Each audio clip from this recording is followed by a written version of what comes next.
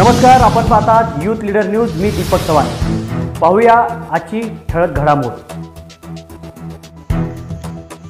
सांगली महानगरपालिकेने घरपट्टी करामध्ये कसलेही करमूल्य किंवा कराचे दर वाढवलेले नाहीत, असा खुलासा महापालिकेचे अतिरिक्त आयुक्त निलेश देशमुख यांनी पत्रकार परिषदेत केला. याबाबत देशमुख पुढे म्हणाले की ज्या मालमत्तांच्या वापरात बदल झाला आहे तसेच बांधकामात वाढ किंवा घट झाली आहे अशा मालमत्तांचे दरच आम्ही वाढवले आहेत. याचबरोबर पार्किंगला खुल्या जागेप्रमाणे दर लावले असले तरी महापालिकेच्या अंदाजपत्रकावेळी सकारात्मक निर्णय घेऊन त्यासाठीही वेगळी आकारणी करण्याबाबतचा निर्णय घेतला जाईल. नागरिकांना दिलेल्या नोटिसीमध्ये मलनिस्सारण आणि पाणीपुरवठा लाभ कर हा प्रत्येक मालमत्तांना लावण्यात आला आहे. महापालिकेच्या भांडवली कामासाठी हा लाभ कर महापालिका घेत असतो, असेही देशमुख यांनी स्पष्ट केले.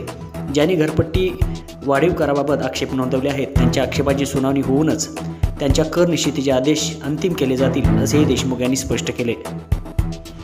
मी या ठिकाणी स्पष्ट करू इच्छितो की महापालिकेनं घरपट्टी जी मी सांगितल्याप्रमाणे करयोग्य मूल्य असो किंवा करांचे दर असो हे दोन्ही आपण वाढवलेले नाहीत. त्याच्यामुळं या दोन्ही गोष्टी वाढलेल्या नाहीत.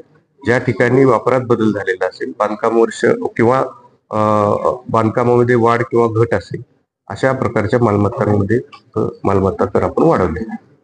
पार्किंगचा जो दर आहे तो पार्किंगचा दर आपण खुल्या जागेप्रमाणे लावलेला आहे, परंतु पार्किंगच्या दराची वेगळी कर आकारणी करण्याच्या संदर्भामध्ये आपण महासभेचा ज्यावेळी अंदाजपत्रक होईल त्यावेळी आपण सकारात्मक निर्णय हा घेऊ.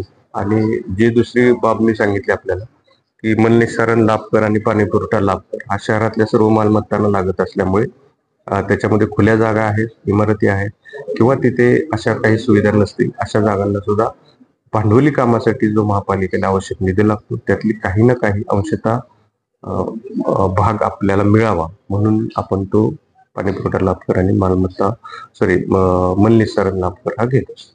व्यक्तींनी लेखी स्वरूपामध्ये आक्षेप नोंदवलेले आहेत. त्यांना ज्या दिवशी त्यांच्या आक्षेपाची सुनावणी असेल ती सुनावणीचा दिनांक आपण कळवणार आहोत. त्यांचे संपूर्ण आक्षेप जे आहेत त्यातली त्यांनी सोबत जी काही आवश्यक कागदपत्रे आहेत ती आणल्यानंतर त्यांच्या आक्षेपाची सुनावणी होऊनच कर निश्चितीचे आदेश हे अंतिम होणार आहेत.